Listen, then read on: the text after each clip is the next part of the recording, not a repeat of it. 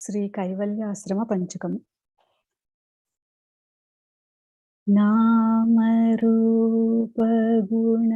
రహితునకే నిత్య కళ్యాణోత్సవ లీలా గుణ విభవ మాహాత్మ్య సంకీర్తనా స్తోత్రమై శరణాగతులు కైమోట్పై నిరాకార చిన్నయై కైవల్యాశ్రమమై చలాచల బోధయై రమణీయమాయే రమణీయమాయే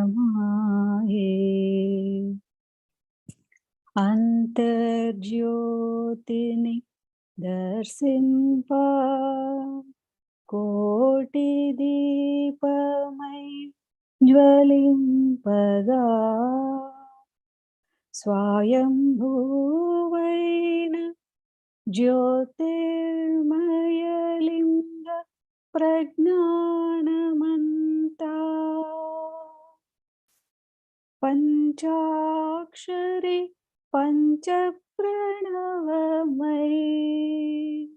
ఛేద్రహిత చిన్మయై కైవల్యాశ్రమమై చలాచల బోధయై రమణీయమాయే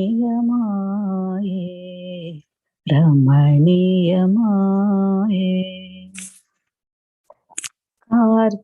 కార్తీకమందు గంగాధరునాభిషేక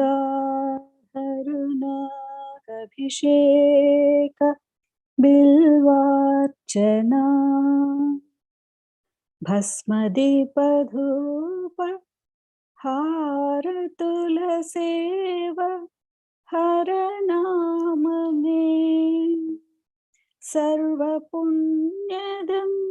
ముక్తిదం సద్రహిత చిన్మయై కైవల్యాశ్రమమై చలాచల బోధయై రమణీయమాయే రమణీయమాయే భవనాసన నిరాశ్రయ నిరాధార నిశ్శబ్దమై విశ్వేశ జగదీశ్వర పరమేశ్వరానుసంధానా నాదమై సర్వశూన్యమై నిష్కళయైన చిన్మయై కైవల్యాశ్రమమై చలాచల బోధయై రమణీయమాయే రమణీయమాయే ఆకాశ దీపమంటూ మ్రోక్కేరు మనుజులెల్లరూ కార్తీకమందు సర్వముక్తిదాయకమని సోమసూర్యాదుల వెలిగడి కేవలాత్మ చిన్మయై కైవల్యాశ్రమమై చలాచల బోధయై రమణీయమాయే రమణీయమాయే రమణీయమాయే. ఇతి సద్గురు విరచిత శ్రీ కైవల్యాశ్రమ పంచకం సంపూర్ణం. हरिः ओम। श्री गुरुभ्यो नमः। हरिः ओम। ओम गुरुर्ब्रह्मा गुरुर्विष्णुः गुरुर्देवो महेश्वरः गुरुर्साक्षात् परं ब्रह्म तस्मै श्री गुरवे नमः। ब्रह्मानन्दं परमसुखदं केवलं ज्ञानमूर्तिं द्वन्द्वातीतं गगनसदृशं तत्त्वमस्यादिलक्ष्यम् एकं नित्यं विमलमचलं सर्वधी साक्षिभूतम् भावातीतं त्रिगुणरहितं सद्गुरुं तं नमामि। ॐ नमो ब्रह्मादिभ्यो ब्रह्मविद्या सम्प्रदाय कर्तृभ्यो वंश ऋषिभ्यो महाभ्यो नमो गुरुभ्यः। सर्वोपप्लवरहित प्रज्ञानघन प्रत्यगर्धो ब्रह्मैवाहमस्मि। अहं पदार्थरहितः सदाशिवसमारम्भां व्यासशङ्करमध्यमाम् अस्मदाचार्यपर्यन्तां वन्दे गुरुपरम्पराम्। ॐ सहना भवतु सहनौ भुनक्तु सह वीर्यं करवावहै तेजस्विनावधीतमस्तु मा विद्विषावहै। ॐ तत्सत्। ॐ शान्ति शान्ति शान्तिः। हरिः ॐ। श्री गुरुभ्यो नमः। हरिः ॐ।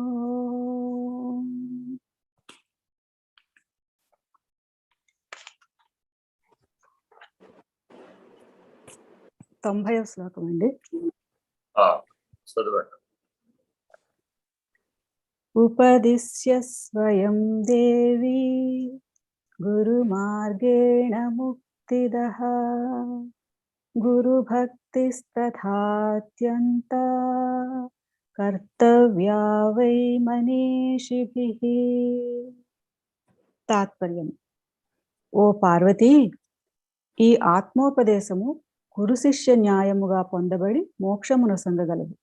కనుక వివేకులైన వారు గురుభక్తి పూని సేవించుట పరమకర్తవ్యమై ఉన్నది.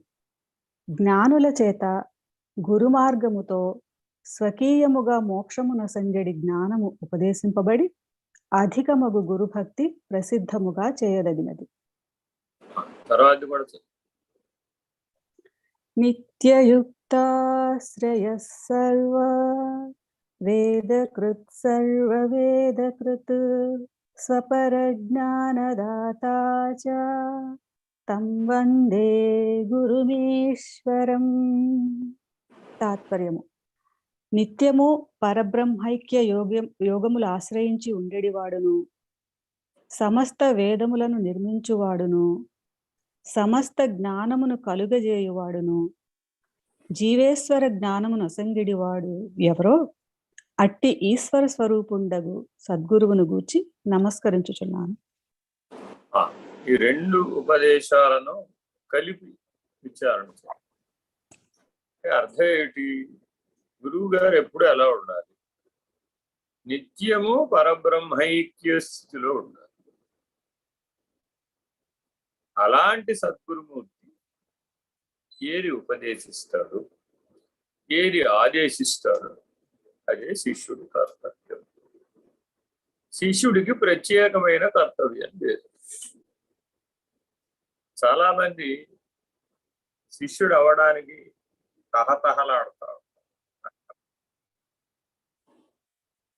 నాకెవరో ఒక గురువు కావాలి, నన్ను శిష్యుడిగా అంగీకరించాలి అని ప్రతి మానవుడు ప్రయత్నం చేస్తాడు. గురువు ఎటువంటి వాడై ఉండాలి?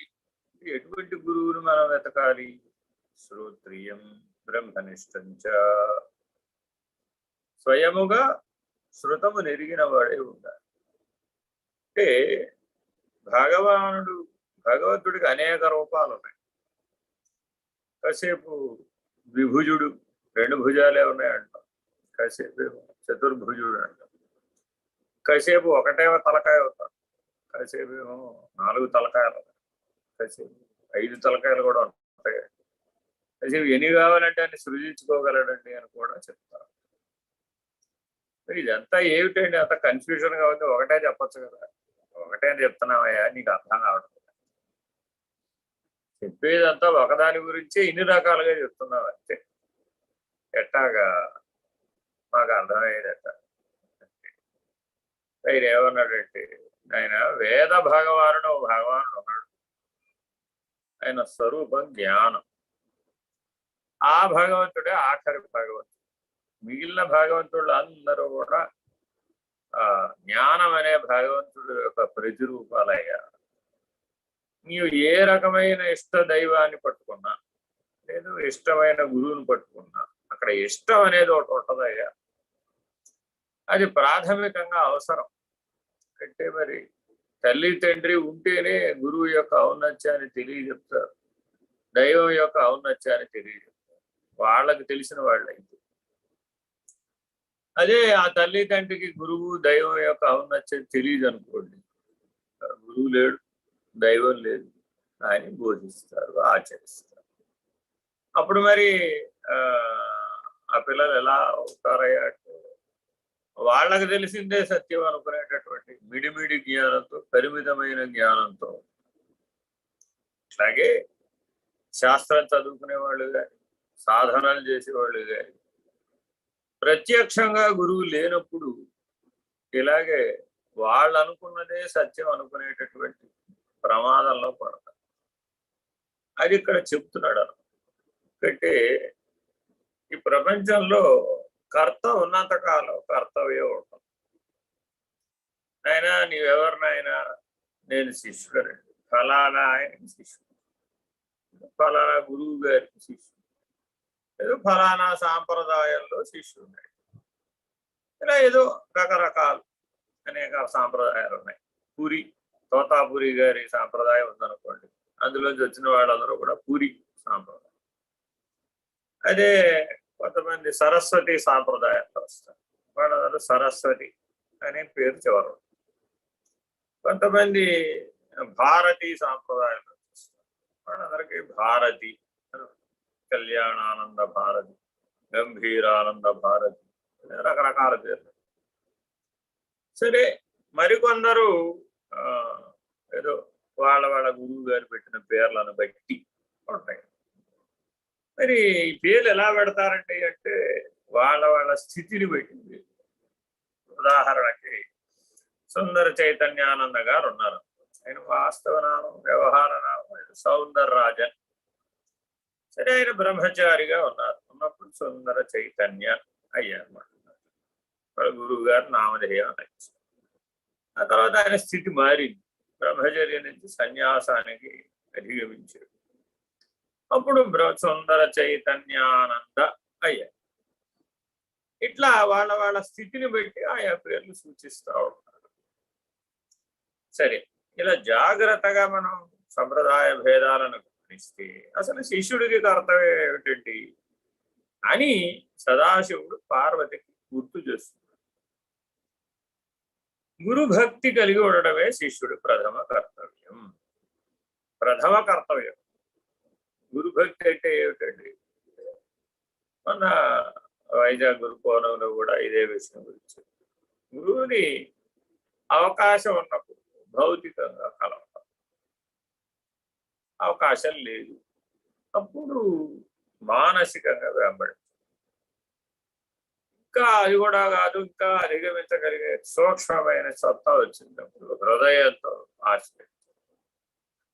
ఇంకా జ్ఞానం కూడా వచ్చింది అప్పుడు చైతన్యంతో ఆశ్రయించారు. ఇట్లా గురు భక్తి స్థాయి భేదంగా శిష్యుని యొక్క బలాన్ని బట్టి, అట్లాగే గురువు పనిచేసే తీరు కూడా ఈ 4 స్థాయిల్లో మన దగ్గరికి స్వయంగా వచ్చేసిన వాడికి ఈ 4 స్థాయిల్లో పనిచేస్తాయి. ఎక్కడో దూరంలో ఉండి తాబేటి తలపడటం అర్థం ఏంటంటే సముద్ర గర్భంలో ఎక్కడో తాబేలు సంకల్పిస్తుంది, ఒడ్డు మీద ఉన్న పిల్లల్ని ఆకర్షిస్తుంది. ఆ ఒడ్డు మీద ఉన్న పిల్లలు తల్లి దగ్గరికి చేరిపోతాయి. సూర్యరశ్మికి గుడ్లు పొదగబడతాయి. తర్వాత అవి తమ మాతృస్థానానికి చేరుతాయి. అది తాబేటి తలపు న్యాయం.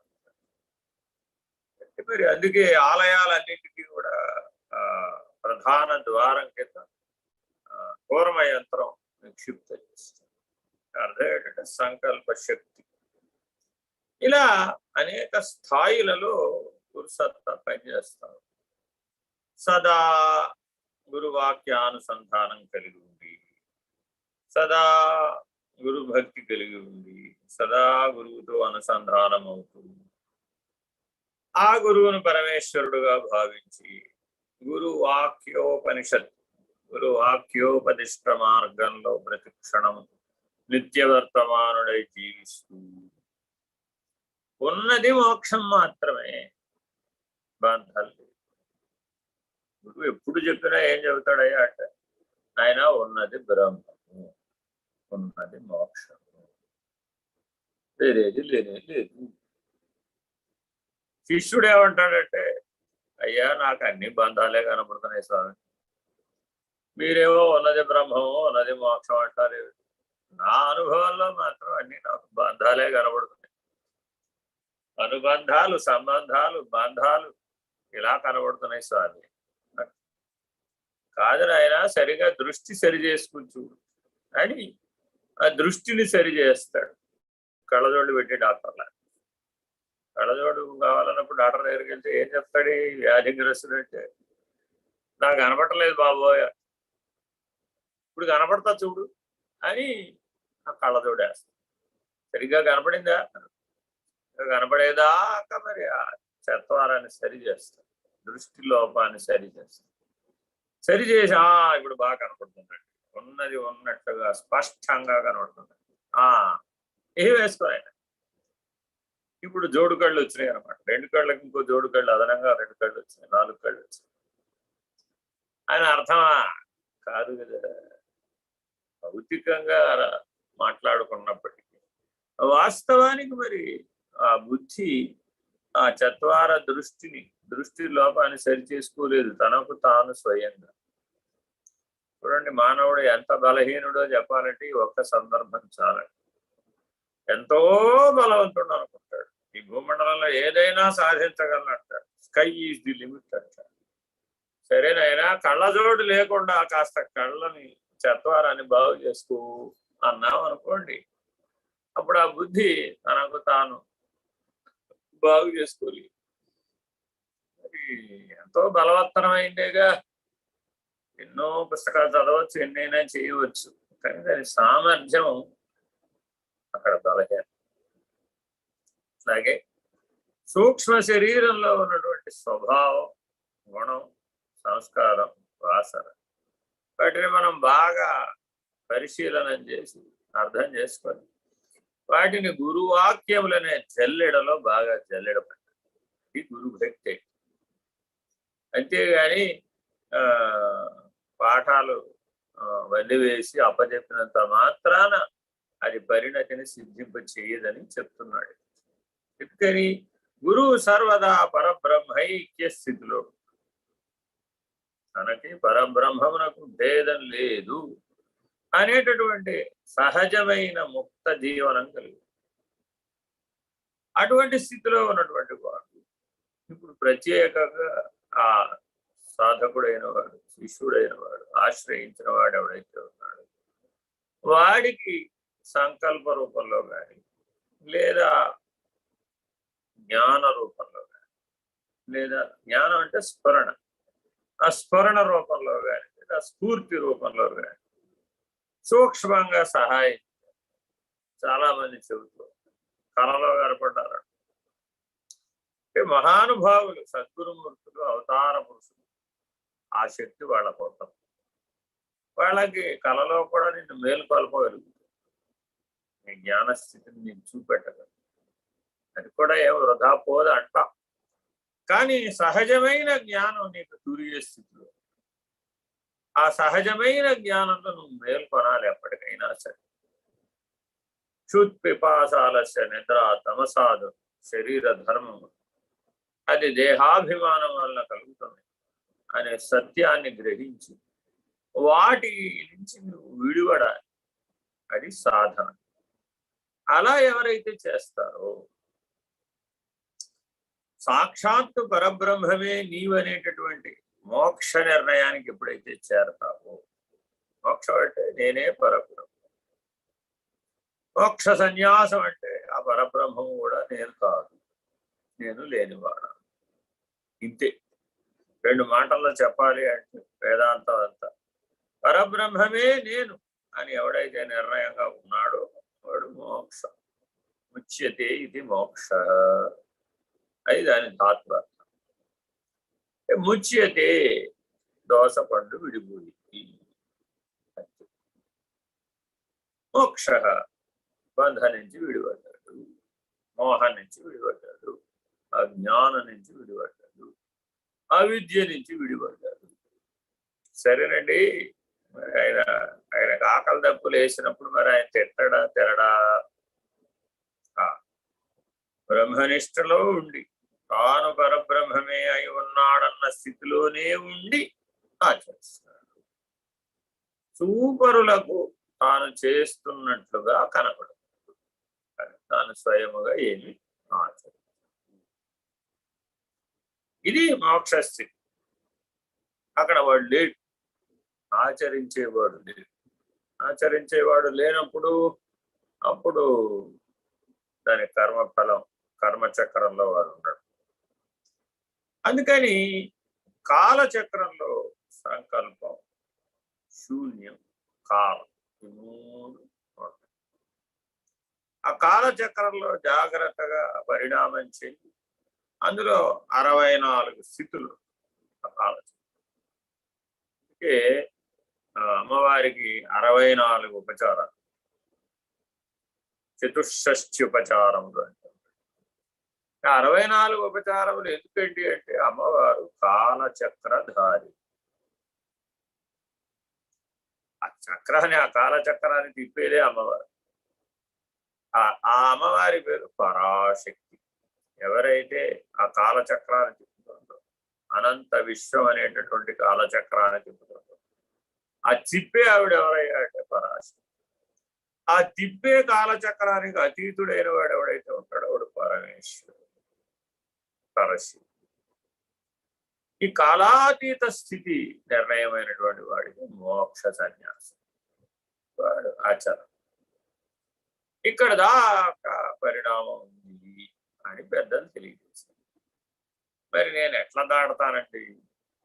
ఆయన నీకు నిరుపాధికం, నిరుపాధిర్నిరీశ్వర నిరాగారాగమధని నిర్మదా మదనాశిని అని లలితా సహస్రనామం చదువుకునే వాళ్ళందరికీ నకార పరిచయంతో అనేకమైనటువంటి నామాలు అమ్మవారికి ఉంటాయి.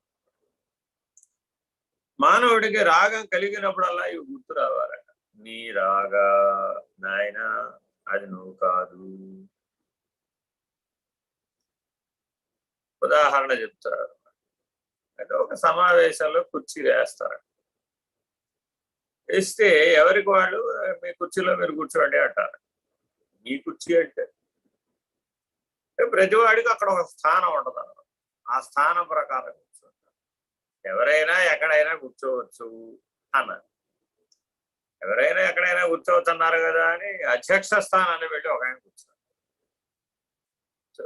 ఏమిటంటే మీరు కూర్చున్నారు, మీరు అధ్యక్షులు కాదు కదా, అధ్యక్షులైన వాళ్ళు అధ్యక్ష స్థానంలో కూర్చోవాలి అన్నాడు. ఇప్పుడే కదండి ఎవరైనా ఎక్కడైనా కూర్చోవచ్చు అన్నారు. స్థాన బలిమి కాని తన బలిమి కాదు. ఆయన వల్ల సీటుకి ఉపయోగం లేదు, సీటు వల్లే ఆయన ఉపయోగం. కాగా కూర్చునే కుర్చీతో కూడా రాగబంధం ఏర్పడుతుంది. ఏమిటయ్యా అంటే మరి ఆ కుర్చీలో వేరే వాడు కూర్చుంటే ఒప్పుకోరు. కానీ స్వామి నిర్భయానందుడు ఒక విరిగిపోయిన కుర్చీలో కూర్చుంది. ఏమిటండి స్వామి విరిగిపోయిన కుర్చీ ఏమిటి? హాయిగా మంచి కుర్చీ సింహాసనం తెచ్చిచ్చారు. ఒక ఇందులో కూర్చోండి హాయిగా. ఏమిటి విరిగిపోయిన కుర్చీ? నీకు తెలియదులే. ఏమిటి స్వామి? సింహాసనాన్ని ఆ పక్కన కూర్చోబెట్టి దాంట్లో చక్కగా అన్ని అలంకారం చేసి ఆ సింహాసనం అలాగే ఉంచి పక్కన విరిగిపోయిన కుర్చీ కూర్చో. దేవుడి స్వామి నీకోసమే సింహాసనం తెచ్చాం కదా, ఏదోలే నీ తాపత్రయం. కానీ మాకు మరి రాగద్వేషాలు లేవుగా. ఈ కుర్చీ నాదని, ఈ కుర్చీ బాగుంటుందని, ఈ కుర్చీలో కూర్చుంటే బాగుంటుంది, మరి ప్రయోజనం లేదు. పైగా అది బాధ్యత, అసౌకర్యం. సింహాసనంలో కూర్చోవడం అసౌకర్యం. ఏమిటండి స్వామి అంటే ఏంటనుకుంటావు, మళ్ళా కిరీటం అంట. ఎవరైనా నీ కాళ్ళు అట్టుకున్నారంటే నీ నెత్తి మీద మళ్ళా కిరీటం పెట్టాడు. కాళ్ళు పట్టుకోవడం అంటే ఏదో దండ వేసాడు, కాళ్ళు అట్టుకున్నాడు, బట్టలు పెట్టాడు అని అనుకుంటారు. స్వామి ఏమంటారంటే రే వాడు కాళ్ళు అట్టుకోవడం కాదురా, నీ నెత్తి మీద మళ్ళా కిరీటం పెట్టాడు. ఏమిటి స్వామి? అవునయ్యా వాడిని ఉద్ధరిస్తావనే కదా నీ కాళ్ళు అట్టుకున్నాడు. వాడిని ఉద్ధరించడం అంటే ఏమిటి? మరి వాడి జీవితానికి బాధ్యత తీసుకోవాలి. వాడి స్థూల సూక్ష్మ కారణ మహాకారణ శరీరాలను వాటిని దాటించాలి. మరి అంత శ్రమ నువ్వు పడతావని నీ కాళ్ళు. మరి అదంతా మొళ్ళ కిరీటం కాదు. నీకు నువ్వు ధరించడమే బ్రహ్మ ప్రయత్నంతో, సద్గురువుల ఆశీస్సులతో, సత్శాస్త్ర శ్రవణంతో, సదాచార నిష్ఠతో, సల్లక్షణాలతో, సద్దర్శనంతో నీవు ఆ సత్ అన్న స్థితికి చేరుకో. మరి ఆ చేరుకున్నటువంటి వాడు ఇప్పుడు నీకెందుకు గోళతా అనేవారు. ఇట్లా ఉండాలట, ఎప్పుడు మరుగుగా ఉండాలట జ్ఞాని. కానీ ఈ ప్రపంచం అంతా ఏం చేస్తుందంటే వీడు జ్ఞాని అని ఒక పెద్ద దండేసి కాళ్ళు కడిగి వాడిని తీసుకొచ్చి ఒక సింహాసనంలో కూర్చోబెట్టి వాడిని బహిరంగపరుస్తారు. ఈ బహిరంగపరిచిన తర్వాత వీడు మరుగుగా ఉండడం పెద్ద కష్టం. మరి ఏం చేయాలి అంటే వాడిని ఎత్తుక్కుంటూ వచ్చిన వాడికి పాఠం చెప్పాలి, అంతే. అప్పుడు మరుగుగా ఉంటుంది. అందుకని గురుభక్తిర్విశేషత. ఏమిటయ్యా, గురువుని ఇన్ని రకాలుగా ఆశ్రయించవచ్చు. అయితే వీటి వల్ల గురువుకి ఏమైనా పెరుగుతుందా తరుగుతుందా? ఏమి పెరగదు, ఏమి తరగదు. ఎందుకని? ఆయనకి బ్రహ్మాండ వ్యాప్త దేహాయ, ఆయనకి వ్యోమమే దేహం, అంతరిక్షమే దేహం. 8 శరీరాలను నిరసించేశాడు, పరబ్రహ్మ పదాన్ని కూడా నిరసించేశాడు. ఇప్పుడు ఆయనకి మనం ఏ ఆభూషణాలు సమర్పించగలుగుతాం? అందుకే ఎవరైనా ఏదైనా ఇవన్నీ ఇవ్వాల్సిందేనా? ఇవ్వకపోతే శిష్యుడు కావా, ఇవ్వకపోతే సాధకుడు కావా? పరమేశ్వరుడికి ఏమనిస్తావు? ఈ అనంత విశ్వవ్యాపకుడైన పరమేశ్వరుడికి వస్త్రం కప్పుతానన్నట్టు ఒక ఆయన. ఎట్లా కప్పుతావయ్యా? అందుకని ఇయమేవ పరా పూజ. గురుపాదుగా పూజలలో 3 పూజలు అందుకే అందరికీ అభ్యాసం చేయించు. నీ జ్ఞానాన్ని బట్టి నీ పూజ ఉన్నతమైనది. మానసిక పూజ అత్యున్నతం పరా పూజ. సర్వవ్యాపకం, నిరుపాధికం, నిర్గుణం, నిరవయవం, నిర్వికారం, నిర్విశేషం. ఆ స్థితిలో ఉంటాడు. ఏదో సూపర్లు ఏదో అంటా ఉంటారు. ఉంటా మరి అవన్నీ ఆయనకి చెందుతాయా? ఆయనకి చెందవు కదా. ఎందుకని? ఆ పరమేశ్వరుడు కర్త కాదు, భోక్త. అంటాడు భర్తృహరి, ఒకరింటిలోన ఖేదం, మరొకరింటిలోన మౌనం. ఖేదానికి ఒక కారణం ఉందట, ఆ మోదానికి ఒక కారణం. ఈ కార్యకారణ సంబంధంలోకి చిక్కుపడని వాడెవడో వాడు గురువు. సర్వకారణమీశ్వరం అని కార్యకారణ సంబంధాన్ని త్యజించి అదిట వైరాగ్యం. సర్వకారణాలను త్యజించగలిగేటంత తీవ్ర వైరాగ్యం. ఇప్పుడు వాడు శిష్యుడవుతాడు. తీవ్ర వైరాగ్యం చేత మాత్రమే సాధకుడు శిష్యుడవుతాడు. తీవ్ర వైరాగ్యం లేనటువంటి వాడికి శిష్యుడనే అధికారిత్వం లభించదు. వాడు ఎప్పటికీ సాధకుడు గారు సంపాదిస్తూనే ఉంటాడు. సాధన చతుష్టయ సంపత్తిని సంపాదిస్తూనే ఉంటాడు. చతుర్విధ శుశ్రూషలు చేస్తూనే ఉంటాడు. ఎప్పుడు శిష్యుడు అవుతాడయ్యా అంటే ఆ పరమహంసగా తన గురుమూర్తిని దర్శిస్తుంది. ఆ హంసతత్వం అనుభవానికి వస్తుంది. వచ్చినప్పుడు ఆ పరమహంసగా ఉన్నటువంటి గురుమూర్తిని దర్శించి ఆ పరమహంసలో తాను లేకుండా లయమైపోతుంది. అట్లా జీవహంసలు ఈశ్వర హంసలు రెండు తెలిసి దాటి ఆ పరమహంస స్థితిలో సహస్రాల మధ్యంలో గురుమండలంలో ఉన్నటువంటి గురుమూర్తితో శిష్యుడు ఐక్యత చెందుతాడు. అప్పుడు గురుభక్తి పూర్ణంగా లభించింది. అప్పుడు ఇక శిష్యుడు లేడు. శిష్యుడు గురువుతో కలిసిపోయాడు. గురు శిష్య ఐక్యత సిద్ధి కలిగి తత్ప్రభావం చేత బ్రహ్మరంధ్ర స్థానానికి చేరతాడు. అలా కాని నాడు అది చేరదు. కాబట్టి ఇలా జాగ్రత్తగా పూర్ణ వైరాగ్యం, పూర్ణ జ్ఞానం రెండూ పొందాలి. ఈ రెండు చాలా అవసరం అని ఈ 2 సూత్రాలలో విస్పష్టంగా చెప్తున్నాడు. అందుకని శిష్యుడికి కర్తవ్యం ఏమిటి? గురువు చెప్పినటువంటి లక్ష్యం తప్ప వాడికి వేరే కర్తవ్యం లేదు. అదేంటండి?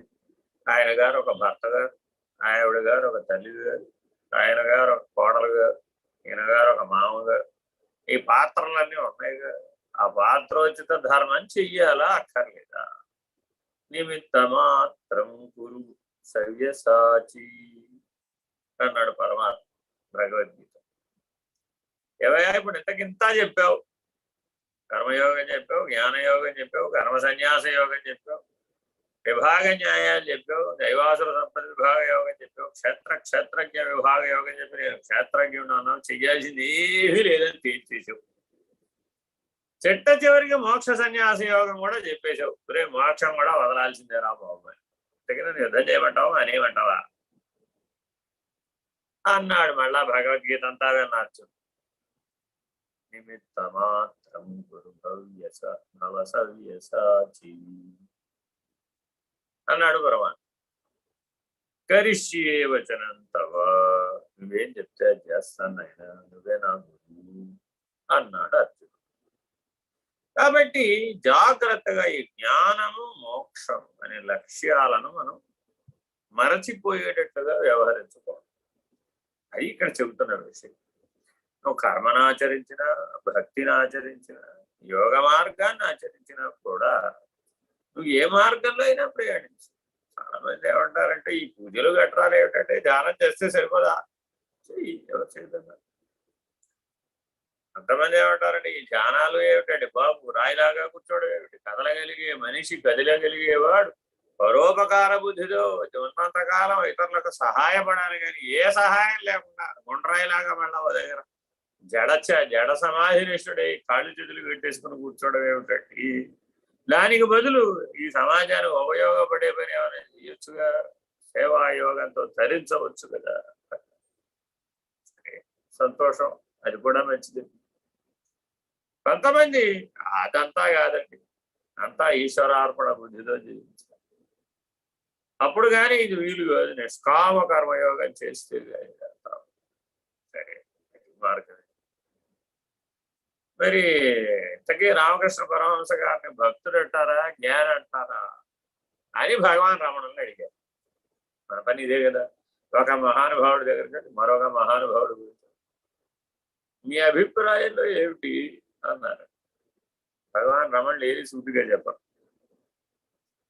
అడిగితే మా దృష్టిలో ఆయన మా జీవితం మొదటి దశలో భక్తుడండి, ఆ తర్వాత తోతాపురి గారు వచ్చారు, ఆయన జ్ఞానిగా మార్చారు. ఆయన పరమహంస అండి, చివరికి జ్ఞానిగానే ఉన్నాడండి. కానీ ఆచరణ అంతా జీవితకాలం అంతా అమ్మవారికి పూజలు చేసాడండి. ఆయన భక్తుడు అనాలా, జ్ఞాని అనాలా?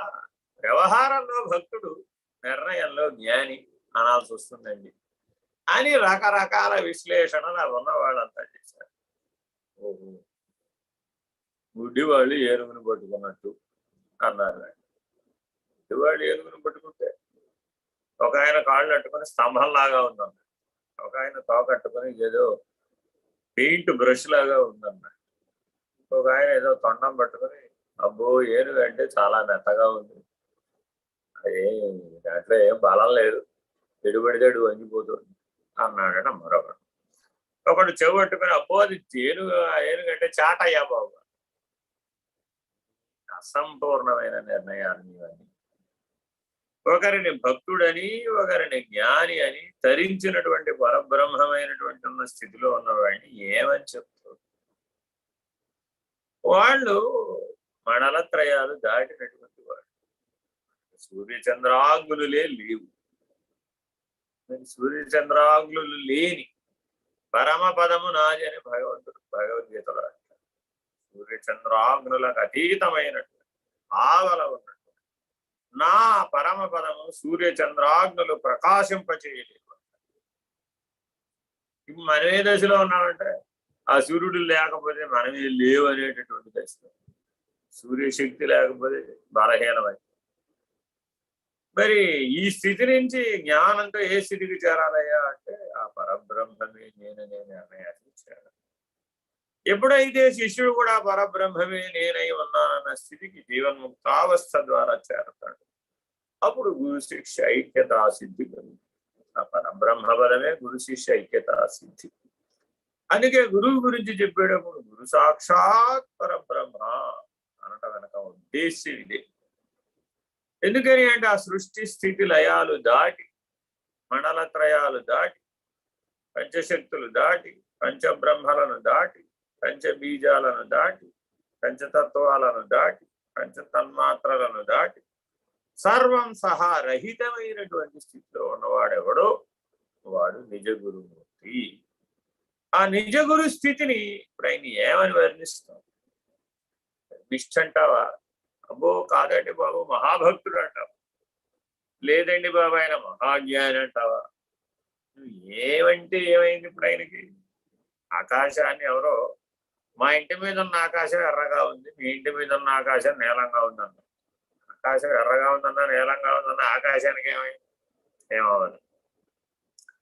అలాగే సూర్యుడు ఎంత అందంగా కనబడుతున్నాడో అన్నట్టు ఉదయించే భానుణ్ణి, అస్తమించే భానుణ్ణి చూసి, మధ్యందిన భానుణ్ణి చూసి అప్పో మండిపోతున్నాడంటే బాబోయ్ అన్నాడు. నేను అన్నదాన్ని బట్టి అక్కడ భానుడు ఉన్నాడా? భానుడు ఎప్పుడు ఒకలాగే ఉన్నాడు. అలాగే గురుమూర్తి సర్వకాల సర్వావస్థలలో పరబ్రహ్మస్వరూపుడే తానే. వాడి చేష్టలను బట్టి, అంటే వాడి వాక్కును బట్టి కానీ, వాడి కర్మను బట్టి కానీ, వాడి శరీరం చేస్తున్నటువంటి మాటలను, ఆటపాటలను బట్టి నిర్ణయించడానికి వీలుగా. ఇంకరి అంటే తత్కాలవత్ అన్నాడు. తత్కాలవత్ భోజనం చేశాడయా, అప్పుడు ఆకలి వేసింది, శరీర ధర్మం. శరీరం కృషించిందయ్యా, శరీర ధర్మం. శరీరం పడిపోయిందయ్యా, శరీర ధర్మం. అని ఊరకున్నాడు ఆ పరబ్రహ్మస్వరూపుడైనటువంటి గురువు. అయ్యో శరీరం పడిపోతోంది అని ఆడవలేదు. దుఃఖం లేదట వాడు, బంధం లేదట వాడు, వాసన లేదట, జన్మ లేదట, సృష్టి లేదట వాడికి. ఎప్పుడు ఆ ఉన్మత్త స్థితిలో ఉంటాడు. మత్తో భవతి ఉన్మత్తో భవతి. ఒక్కసారి ఈ బ్రహ్మనిష్ట, ఈ పరబ్రహ్మం అనే నిర్ణయం కనుక తలకెక్కితే ఆ మధ్య అప్పటికి దిగదా. జీవితం అంతా భిన్నమైన జీవితం జీవించిన గుడిపాడి వెంకటాచలక రమణాశ్రమం చేరి ఈ ఉన్మత్త స్థితిని పొందాడు. ఏ పదార్థంతో పని లేకుండా, ఏ వ్యసనంతో పని లేకుండా, ఏ వ్యవహారంతో పని లేకుండా ఊరకొండి పొందేది. వారు మరి సహ అధ్యాయి లేదు యవనాలో వారితో పాటు ఉన్నటువంటి మరో కవి గారికి ఉత్తరం రాశారు. నువ్వు ఆ పదార్థము మత్తులో మునిగిపోతావు ఎందుకయ్యా, రా ఇక్కడికి. ఏ పదార్థంతో పని లేకుండా, ఏ వ్యవహారంతో పని లేకుండా, ఏ వ్యసనంతో పని లేకుండా, అసలు నీతోనే పని లేకుండా బ్రహ్మాండమైన మత్తుందయ్యా, ఎప్పటికీ దిగని మత్తి. ఒకసారి ఇది తలకెక్కిన వాడికి పునః దాంట్లోంచి విడుదల లేదు. ఇటువంటిది బ్రహ్మనిష్ట. కాబట్టి బహిర్ముఖంతో నిర్ణయించడానికి వీలు. హంసతత్వం బోధించాలంటేనే అంతర్ముఖం తెలియాలి, అప్పుడే హంసతత్వం బోధించడానికి. అందుకే కైవల్యాశ్రమ సంప్రదాయంలో అష్టాంగ మార్గం 8 రకాలైన ఉపదేశాలు బోధలు ఉన్నప్పటికీ సామాజికంగా సామూహికంగా చేసేది ప్రథమోపదేశం మాత్రమే. వాళ్ళ వాళ్ళ స్థితి భేదాన్ని బట్టి వ్యక్తిగతంగా వారు అంతర్ముఖులైతే రెండవ ఉపదేశం, అంతర్ముఖం దాటి సమాజనిష్టకు వస్తే అప్పుడు మహావాక్యం, సమాజనిష్టలోని మేలు కొలపడానికి మహావాక్యం. ఇట్లా వాటి యొక్క పరిణామ స్థితులను బట్టే బోధించడం జరుగుతుంది. అంతే తప్ప ఆ గురు పౌర్ణమికి 2వ మంత్రం ఇస్తారు, మాఘ పౌర్ణమికి 3వ మంత్రం ఇస్తారు అనే విధానం పనికిరాదు. అది భౌతిక విద్య లాంటిది, అది ప్రయోజనం లేదు కూడా. ఒకవేళ అలా పొందిన వారు ఎవరైనా ఉన్నా వారు జిజ్ఞాసులుగానే ఉండిపోతారు, జ్ఞానులుగా మారలేదు.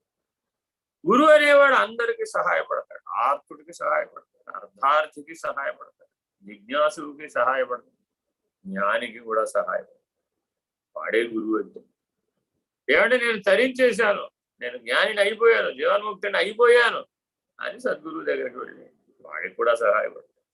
ఎందుకని వాడికి జన్మరాహిత్యం, మోక్ష సన్యాసం అది విడిపించాలి. ఇలాగా జాగ్రత్తగా ఎవరైతే మనసును దాటుతారో వాళ్ళకి హంస, ఎవరైతే మాయను దాటుతారో వాళ్లకు మహావాక్యం, ఎవరైతే ఎరుక విడుదలవాలనుకుంటారో వాళ్ళకి త్రయం. ఈ మూడే, మనసు లేనిదని తెలియాలి, అలాగే మాయ లేనిదని తెలియాలి, అలాగే ఎరుక కూడా లేనిదని తెలియాలి. ఉన్న పద్ధతిగా మొట్టమొదట ఉన్నది ఉన్నట్లు విచారించడం రావాలి, నిర్ణయించడం రావాలి, సాధనపూర్వకంగా నిర్ణయం రావాలి, సాధనపూర్వకంగా తురీయానుభవం కలగాలి. అలా కలిగిన నాడు నీకు గురు బ్రహ్మ, గురు విష్ణు, గురుదేవో మహేశ్వర, గురుదేవో రుద్ర అలా, గురుదేవో మహేశ్వర, ఆ మహాకారణ స్థితి నీకు ప్రాప్తించాలి. ఆ మహాకారణ స్థితి తురియంలోనే సాధ్యం. అప్పుడే తురియాతీతమైన పరబ్రహ్మ పదం గురించి నువ్వు గురువుని చింతించవు. ఏమంటే ఇప్పుడు 1వ క్లాస్ నుంచి 100వ క్లాస్ దాకా ఒక్క గురువు గారే చెప్తారా మాకు? గురు పరంపర ఏవం పరంపరా ప్రోక్తం. నేను కొత్తగా చెప్తాం లేదు, నేను కొత్త సిద్ధాంతాన్ని ప్రతిపాదించడం లేదు, ఇది సనాతనం.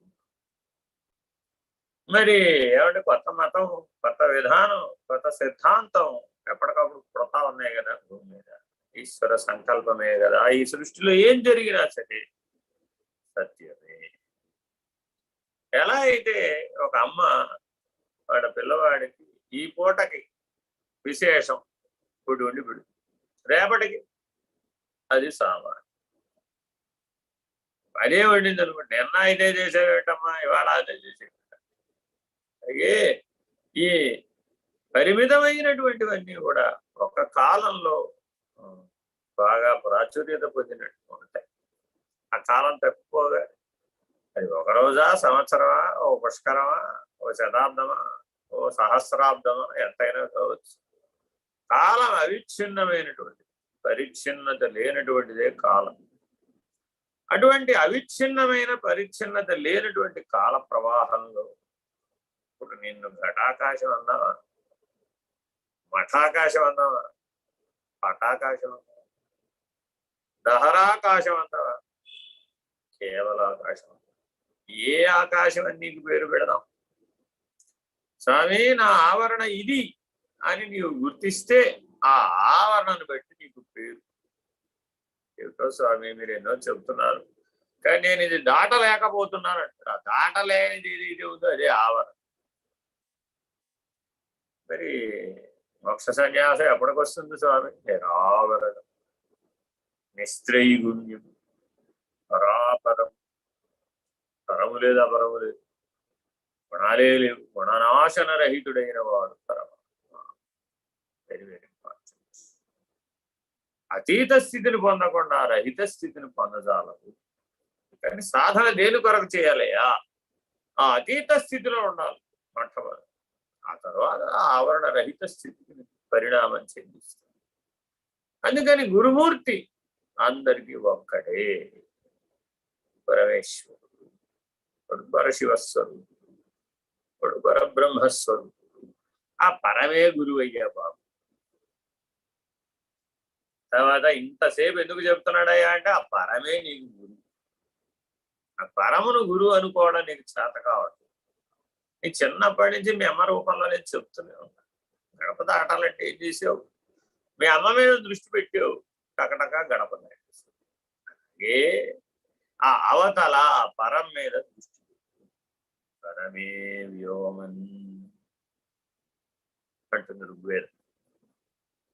అందుకని వేదాలలో మొట్టమొదటి వేదం ఏమిటంటే ఋగ్వేదమే. ఎందుకనయ్యా అంటే అది అక్కడ మొదలుపెట్టి పరమే వ్యోమన్, ఆ వ్యోమమే పరమం. మరి పరబ్రహ్మము ఆ వ్యోమమే దేహంగా కలిగిన వాడు. చూడండి, వ్యోమమే దేహము, బ్రహ్మాండ వ్యాప్త దేహాయ. ఆ వ్యోమమే దేహం. ఈశ్వరుడికి దేహం ఏమిటయ్యా అంటే వ్యోమమే దేహం, అంతరిక్షమే దేహం. ఏమండి ఇది ఎక్కడైనా అన్యాయం ఉందా? దేహం అంటే దహ్యతీతి దేహ అని నేను ఉత్పత్తి చెప్పే కదా. మరి ఇప్పుడు వ్యోమం కూడా దహించబడుతుంది అంటారా? ఎలాగా? కాలాగ్ని ఎందు అనంత విశ్వం దహించబడుతుంది, చిదగ్ని ఎందు బ్రహ్మాండం దహించబడుతుంది, వైశ్వానరాగ్నిలో దేహం దహించబడుతుంది. మరి అగ్నిస్వరూపం పంచాగ్ని స్వరూపం, 5 రకాలైన అగ్నులు ఉన్నాయి. మరి పంచభూతాలలో అగ్నిస్వరూపం, అది కూడా సకల పదార్థాలను దహించి వేస్తుంది. మరి దహించే లక్షణం ఏం మారదు.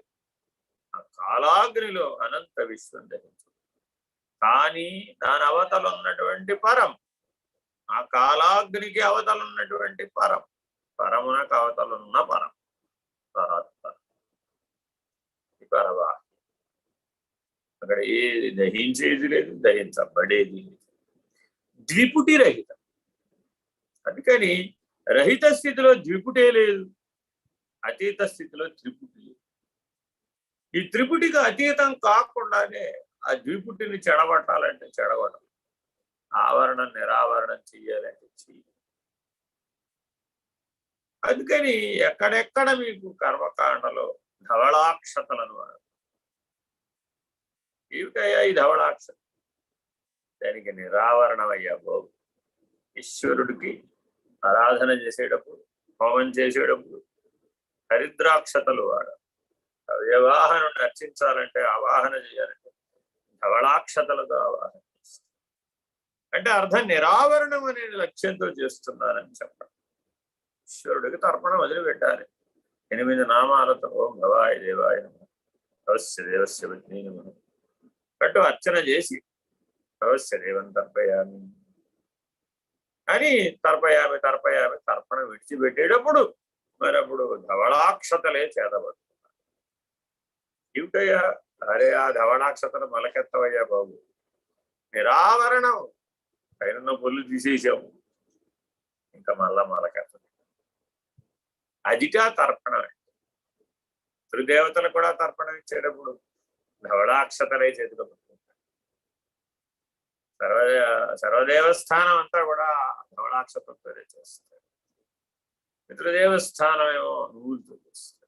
ఆ నువ్వులు మరి ఆవరణం రహితం కాదు, అందుకని మళ్ళా పుడతాయి. అందుకని పితృదేవతల అనుగ్రహం ఉంటే మళ్ళా పుడతాడు.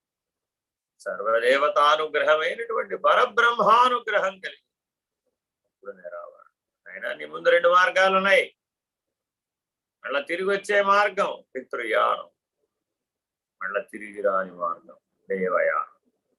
శుక్లయానము, కృష్ణయానం అని పరమాత్మ భగవద్గీతలు స్పష్టంగా చెప్తాడు. ఒకటి అర్చిరాది మార్గం, ధూమ్ర మార్గం, మరొకటి మోక్ష మార్గం. కాబట్టి ఏది నీ లక్ష్యమని నీవు నిర్ణయం చేసుకుంటే అటువంటి గురువు లభిస్తాడు. ఎటువంటి సంస్కారాల చేత నువ్వు సాధనా బలంతో ప్రవేశిస్తావు, అదే సంస్కారాలతో ఉన్నటువంటి గురువులు నీకు మార్గదర్శకులు అవుతారు. ఈయనే ఎందుకు లభించాడండి, మరి నాకు మొదటే ఆయన ఎందుకు లభించలేదు? అప్పుడు ఆ తెలివే ఉంది, అప్పుడు ఆ సాధనే చేయగలవు. కాబట్టి అటువంటి గురువే లభిస్తారు. సాక్షాత్తు మోక్షాన్ని చూపెట్టగలిగి, ఆ మోక్ష అపేక్ష నిలబెట్టగలిగి, కేవలము మోక్షం మాత్రమే నీ జీవిత లక్ష్యమని చూపించగలిగి సద్గురుమూర్తుల యొక్క ప్రాపకం అంత సులభంగా లభించదు. ఒకవేళ లభించినా ఆ జిజ్ఞాసుగా తెలుసుకుని సంతృప్తి పడతాడే తప్ప సాధన పూర్వకంగా జీవించి అనుభవపూర్వకంగా నిర్ణయించి ఆ గురువుతో మమైక్యం పొందేటటువంటి ఆ పరబ్రహ్మైక్యానుసంధానం, చిట్ట చివరి అనుసంధానం, ఇదే ఆఖరి. ఇక్కడ నిర్ణయో నాస్తి సర్వదా.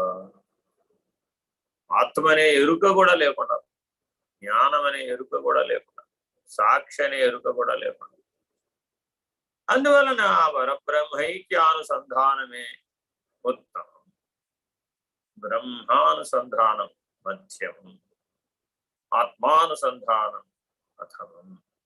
ఎవరికి? సత్శిష్యుడు. ఎవరికైనా ప్రశ్న వేసుకోవాలి, సత్శిష్యుడు. ఎందుకని వాడు ఆల్రెడీ ఆత్మానుసంధానం చేశాడు, ఆత్మనిష్ఠుడు అయ్యాడు, అక్కడతో మొదలుపెట్టాడు. వాడికి ఇప్పుడు పరబ్రహ్మైక్యానుసంధానం, దేహమే నేననేటటువంటి స్థితిలో గురువు దగ్గరకు వచ్చాడు. ఇప్పుడు వాడికి నువ్వు పరబ్రహ్మమేనని చెబితే నిలబడుతుందా? నిలబడుతుంది. అయ్యో, ఇవాళ రోడ్డు పచ్చడిలో ఉప్పు వేయడం మర్చిపోయారండి. ఎక్కడ చెప్తున్నాడు? పరబ్రహ్మైక్య అనుసంధానం లేదా చెప్తున్నాడు. ఎక్కడికి వచ్చేస్తాడంటే రేపపాటులో, అయ్యో పచ్చళ్ళు ఉప్పు వేయలేదండో, ఎక్కడికి వచ్చేస్తాడు. మరి ఇప్పుడు తెలివేగా, ఇక్కడ తెలివే, అక్కడ తెలివి. విషయానుభవం, విషయం శబ్దస్పర్శ రూపరసగంధానుయుక్తమైన దేహాభిమానంతో కూడింది తెలివే. నేను పరబ్రహ్మమే అయి ఉన్నాను అని తనను తాను పోగొట్టుకున్నది ఆ తెలివి, ప్రజ్ఞాస్వరూపం. అదే మారల. ఆ ప్రజ్ఞ అంతఃప్రజ్ఞ, బహిప్రజ్ఞ. బహిప్రజ్ఞగా వినియోగించుకుంటున్నాడే తప్ప అంతఃప్రజ్ఞగా తనలో తాను మేలుకోవాలి, తనలో తాను ఉండాలి, తానైన స్థితిలో తాను నిలబడాలి, తనను తాను పోగొట్టుకునే ప్రయత్నం చేయాలి. అప్పుడు మాత్రమే నీకు సాక్షాత్ ఆ చిట్ట చివరి మెట్టుకు ఉపయోగపడే వాళ్ళు ఎవరో వాళ్ళు పరబ్రహ్మస్వరూపం. మిగిలినప్పుడు కూడా గురువు ఉపయోగపడతాడు. ప్రొఫెసర్ గారిని అక్షరాలు దిద్దబెట్టమంటే వాళ్ళ మనవాడు వచ్చి, నేను ప్రొఫెసర్ని, నీకు అక్షరాలు దిద్దబెట్టనంటాడా? ఆయన ప్రొఫెసర్ అయితే ఏమిటి? వాడికి చిన్న పిల్లవాడు వచ్చాడండి, 4 ఏళ్ల పిల్లవాడు. తాత నాకు కొంచెం వాళ్ళు నేర్పవా? ఏంటా, నేను పిహెచ్డి చదువుకున్నాను, నేను సైంటిస్ట్ని, నేను అంత పెద్ద పనులు చేశాను, ఎంత పెద్ద పనులు చేశాను, అంత పెద్ద ఉద్యోగం చేశాను, నీకు చిన్నగా కనబడుతున్నాను, నీకు అల్లేదు అంటాడా? అప్పుడు వాడేమనుకుంటే ఓహో మా తాతగా వాళ్ళు కూడా రావు. అంతే, పిల్లవాడికి అర్థమైపోయింది. మళ్ళా వాడు వచ్చి అడగదు. ఒకవేళ ఎవరైనా వెళ్ళి అడగమన్నారు అనుకోండి, మా తాతగా వాళ్ళు రావని వాడికి కూడా చెప్తారు. కాబట్టి సందర్భోచిత ప్రజ్ఞ వెరీ వెరీ అంటే ఏమిటయ్యా, ఏమిటి వాడికి అట్ట చెప్పారంటే వీడికి ఒరే వాడికి అంతే చెప్పాలి, నీకు ఇంతే చెప్పాలి, అంతే.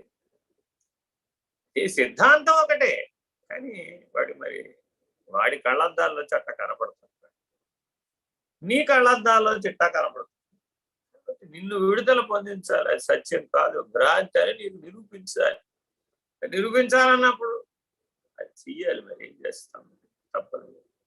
కానీ ఎప్పుడూ కూడా శిష్యుడు కర్మభ్రష్టుడు కావు, ధర్మభ్రష్టుడు అంతకంటే కావు.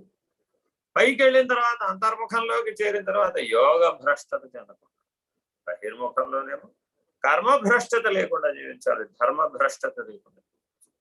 అంతర్ముఖంలో యోగ భ్రష్టత లేకుండా, చిట్ట చివరి మెట్టు జ్ఞాన భ్రష్టత చెందకుండా. ఎందుకంటే నేను జ్ఞాని అనే అహం కూడా వస్తుంది, దానికి దివ్యాహం అని స్వామి నిర్భయానందుడు ఎప్పుడు అంటారు, నాయనా పిండ బ్రహ్మాండములు ఏ అహము యొక్క స్పర్శ చేత చెలిస్తున్నాయో అట్టి అహము నాకుండకుండుగాక, ఇటువంటి వరాన్ని ఇవ్వయ్యా బాబు అని సాక్షాత్ పరబ్రహ్మస్వరూపుడైనటువంటి గురువుని అర్థించాలి. వాడిట సత్శిష్యుడు, వాడు ఆ ఒక్కటే కర్తవ్యాన్ని కలిగి ఉంటాడు, ఇంకే కర్తవ్యం లేదు. జన్మరాహిత్యము తప్ప, మోక్ష సన్యాసము తప్ప వాడికి వేరే కర్తవ్యం లేనే లేదు. ఇంకా ఇతరములు ఏమైపోయినా వాడికి ఏ పట్టింపు లేదు. స్వామి పడిపోతున్నాడు అన్నాడు, కర్మానుసారం అన్నాడు. అదేమిటి స్వామి, మీ అబ్బాయిలే కదా 80 మంది పుత్రులు, ద్వారక మునిగిపోయింది, మరి కృష్ణస్వామి మరి వెళ్ళి కాపాడద్దు? పుత్రులు పోయారు, పౌత్రులు కూడా పోయారు, తర్వాత ఒక్కడు కూడా కృష్ణుడికి వారసుడు అంటూనే కదా. కృష్ణ పరమాత్మ యొక్క జీవితాన్ని చూసి నేర్చుకోవాల్సిన పాఠం. మనం ప్రతి చిన్నదానికి, ఎంత చిన్నదయ్యా అంటే ఏదో అట్ట వాడుకుంటా ఉంటారండి, రైటింగ్ ప్యాడ్ ఏముంది దాంట్లో, ఒక అట్ట మొక్క, దానికి వాడగా వాడగా మూలలా అరిగిపోదు. అది కూడా ఎన్ని ఏళ్ళకి, 10 ఏళ్ళకో 20 ఏళ్ళకో. మరి అట్టకాలం జాగ్రత్తగానే వాడుకున్నాడు. అట్ట మూల ఎట్టా విరిగిపోయిందో చూడు నీ వల్లనే. 20 ఏళ్ళు అట్ట వాడుకున్న తర్వాత అట్ట మూల అరిగిపోయింది. అది కూడా నిన్ను విచలితుణ్ణి చేస్తుంది. వీడికి మోక్షమని, బ్రహ్మమని, జ్ఞానమని ఎలా చెప్పి, గడ్డి పువ్వు కూడా వాడిని విచలితుణ్ణి చేస్తుంది, గడ్డి పరక కూడా విచలితం. అయ్యయ్యో నీకేం పట్టడం లేదా, ఏం పట్టడం లేదంటే ఏం పట్టకపోవడం అనేదే గొప్ప ఉన్మత్త స్థితి. అదంత సులభం కాదు, అనేక జన్మార్జన, ఎన్నో జన్మల పాటి సమాధి స్థితికి పైన ఉన్నటువంటి జ్ఞాన స్థితిని పొందాలని యోగిగా భోగిగా జీవించి జీవించి ముక్తావస్థను పొందినటువంటి స్థితిలో, ఉన్మత్త స్థితిలో నీకేం పట్టడం లేదా. స్వామిని ఎప్పుడూ అంటూ ఉంటారు. మనం నిర్భయానంద స్వామి వారి జీవితం అతి దగ్గర నుంచి చూసిన వాడకు నీకేం పట్టదండి, ఏం పట్టకపోవడమే పరబ్రహ్మ. బ్రహ్మమే పట్టడం లేదు, వీరికి విశ్వమే పట్టడం లేదు, వీరికి కాలమే పట్టడం. కాబట్టి మానవులందరూ కూడా ఏం పట్టుకున్నావు అనుకుంటున్నాం. ఎవరైనా వచ్చారనుకోండి, ఏదైనా చెప్పామనుకోండి, ఏం పట్టుకున్నావు, పట్టు విడిపే మానవ జీవితం, వేరే ఎంతకు మించి. పట్టుకుంటే ఎరుక, విడిస్తే అచలం. 2 మాటల్లో తేలిపోయింది అంతే. స్వామి ఇలా 2 మాటల్లో తేల్చేసారు. పట్టుకోవడానికి ఏముంది స్వామి, అంతా విడవడమేగా. ఇప్పుడు సరిగ్గా వచ్చావు దారిలోగా. మరి మొదట 2 ఏళ్ల పాటు ఎంతసేపు పట్టుకోవడమే చాతం. ఏదైనా ఒకటి చెప్పారు అనుకో, ముఖ్యమైనది, ప్రాణాధికమైనటువంటి జ్ఞానం ప్రధానంగా ఏ మాటను పెట్టి ఉండదు. ప్రాణప్రదమైన వాక్యాలు, సూచన వాక్యాలు వాటిని పట్టుకోవడం రావాలి, వాటిని అనుసరించి జీవించడం రావాలి. అట్లా జీవించగా జీవించగా జీవించగా మళ్ళా అదే ప్రశ్న ఏం పట్టుకున్నావు. ఉదాహరణకి బ్రహ్మజ్ఞానావళి మాల కొన్ని వేల సార్లు, లక్షల సార్లు విని విని విని జీర్ణమైంది. ఏం చేస్తున్నావు? ఏమొచ్చు అది బ్రహ్మజ్ఞానావళి మాల అనుసంధానం చేస్తున్నావు. ఓహో అలాగా, ఏం పట్టుకున్నావు? అంటే మరి చాలా వాక్యాలు ఉన్నాయి అందులో. ఏం పట్టుకున్నావు అని చెప్పాలి. తత్వాతీత పర ఆత్మాహం, మధ్యాతీత పర శివ, మాయాతీత పర జ్యోతి, ఇది పట్టుకుందండి. రాత్రి పగళ్ళు ఇదే తిరుగుతుందండి బాబోయ్. శుభం, మంచిదే, లక్ష్యం పట్టుకున్నావు, అలా ఉండు అలా అయిపోయి. అదే ఉపదేశం. మహావాక్యోపదేశం అంటే నాకు చేసిన మహావాక్యోపదేశం ఇదే. తత్వాతీత పర ఆత్మా, మధ్యాతీత పర శివ, మాయాతీత పర జ్యోతి, అయిపోయింది భోని మహావాక్యోపదేశం అన్నారు. ఇదేమిటి స్వామి అంటే ఉపదేశం అంటే చెవిలో ముసిగేసి చెప్పేది అనుకున్నావా అన్నారు. సరే స్వామి, తమ దయ, మీరు పరబ్రహ్మస్వరూపుడు, తాము తెలిస్తే అంత అయ్యదయ్య అయితే అంత రక్షణమే. అంటే మహదానందం. జీవితానికి మహావాక్యోపదేశం లభించింది. ఏ రూపంలో లభిస్తే ఏమిటి, ఎట్లా లభించింది అన్నది ప్రశ్న కాదు అక్కడ. వజ్రం లభించిందా లేదా? వజ్రం భిద్యతే వజ్ర, వజ్రాన్ని వజ్రమే భేదించగలుగుతాడు. అలాగే సరి అయినటువంటి శిష్యుడికి సరి అయిన గురువు లభించడమే సృష్టిలో అత్యంత వింత అంటాడు రామకృష్ణ. అలా గనక లభిస్తే 6 నెలలు చాలా ఎక్కువ జీవన్ముక్తావస్థను పొందడం స్వామి వివేకానంద. ఇది నన్ను 15 ఏళ్ల వయసులో ఎంతో ఉత్తేజపరిచినటువంటి వాక్యం. ఆహా, ఇది కదా జీవితంలో సంభవించవలసింది. సరి అయిన గురువు, సరి అయిన శిష్యుడు, అన్యోన్య దర్శనం జరిగితే 6 నెలలు చాలా ఎక్కువ. ఆహా, 100 ఏళ్ల శ్రమ ఎందుకు మనకి, 100 జన్మలు ఎందుకు మనకి? అలా సాక్షాత్ పరబ్రహ్మస్వరూపం. చాలా గొప్ప ఉపదేశం. నిత్యం బ్రహ్మ నిరంతరం విమృశతాం నిర్వ్యాజశాంత. శాంతంగా ఉండడానికి ఏ కారణం లేదు, మహాకారణం ఉపశమించి, అందుకని శాంతంగా. వ్యాజ శాంత, ఆయన శాంతంగా ఉండడానికి ఏ కారణం అక్కర్లేదు. అంటే మహాకారణమే ఉపశమించినటువంటి వాడికి అలా అశాంతి శాంతి, ఒకడు వచ్చింది, ఒకడు పోయింది, ఒకడు ఉంది, ఎక్కడ చెప్తాను. అటువంటి పరబ్రహ్మనిష్టతో నేను నిమగ్నమై ఉన్నటువంటి వాడు, భేదమే లేనటువంటి వాడు, అచలమై ఉన్నటువంటి వాడేవాడు. అట్టి గురువుకి వందనవాడు, అట్టి గురువును ఆశ్రయించి ధరించాలి. హరి ఓం శ్రీ గురుభ్యో నమః. హరి ఓం. హరి ఓం. దేశికేంద్రాయ నమః.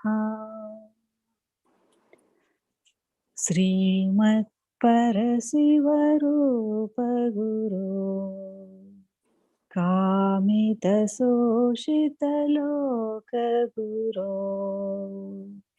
విబుధా ప్రార్థిత లోక గురో అముద మదాంత సుదీప గురో కలిపాదిత సంప్రార్థ గురో స్థాపిత షణ్మత సార గురో స్థాపవముని వంద్య గురో శ్రద్ధాద్యక్షర శాంత గురో కరుణా సాగర పరమ గురో నిరుపమ మహిమా నిలయ గురో जय जय परशिवलोकगुरो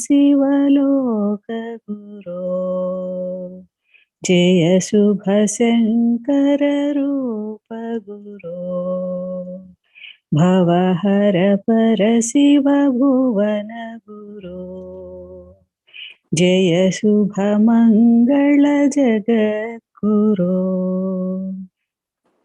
जय जय जय जय गुरुप्रसाद गुरो जय शुभमङ्गल लोकगुरो जय जय जय जय निर्भयानन्द गुरो जय शुभमङ्गल जगद्गुरो जय शुभमङ्गल जगद्गुरो जय शुभमङ्गल जगद्गुरो ॐ नमो भगवते स्वामी निर्भयानन्दाय ॐ पूर्णमदः पूर्णमिदं पूर्णात् पूर्णमुदच्यते पूर्णस्य पूर्णमादाय पूर्णमेवावशिष्यते